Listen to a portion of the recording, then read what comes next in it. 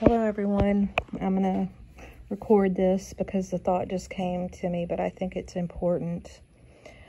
Old civilizations used to pass their traditions down orally. Like people here in the United States are familiar with the American Indians and their oral traditions. They would actually, I'm going off memory here, but in any culture, they would pick out the child who had certain intellect, certain capabilities of memorization, etc., and they would train them to be their orator, the one who kept the stories and would tell it exactly the way it was told to them. There would be no alterations in any words whatsoever. It would be memorized and told exactly the way it was supposed to be presented. That was the idea. And, you know, some people say, well, prior to writing down in books and, certain centralized languages and stuff like that, they kind of minimize that idea. But what if, and I'm going to throw this out there to you, there are old civilizations that we don't know anything about, like in Peru and the Egyptian monuments. And there are writings around, but still today we're not so sure about the interpretation of those writings. We can make educated guesses,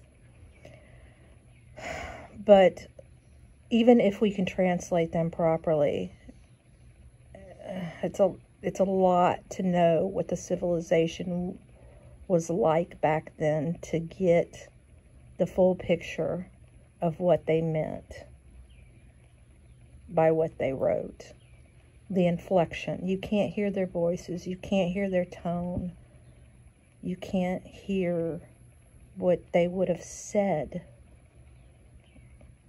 And you lose a lot when you can't talk to somebody and hear their voice on what they exactly mean. You can misinterpret a sentence. For example, the sentence, "You look nice today." Well, they could mean it, "You look nice today." You look nice today. There's so many different ways one sentence can be taken. What if they had learned that through their ancestors that they must keep their traditions oral in order to keep them pure and not altered? As long as their generations kept on, as long as they had an orator, they had the truth passed down generation after generation after generation. Because if it had been on a rock, it could have faded or been misinterpreted or washed away by weather and time. If it had been a book, it could have been destroyed somehow on papyrus or writing of any kind, paper, tablets, etc. It could have been destroyed. If it was marked on a building, it could have been destroyed in a flood, fire, etc. But orators, oral tradition, words that are repeated exactly the way they should be said over and over again, generation after generation, you do not lose the tone, the meaning, the purpose of the story. You don't lose your history. If we were to have orators that have been coming down generation after generation, if they changed the books, if they changed Google, if they changed the search engines, it wouldn't matter. We'd still have the information generation after generation of our culture. So maybe they did it on purpose for that very reason, because they were warned it would be lost or changed or manipulated. It's just an idea,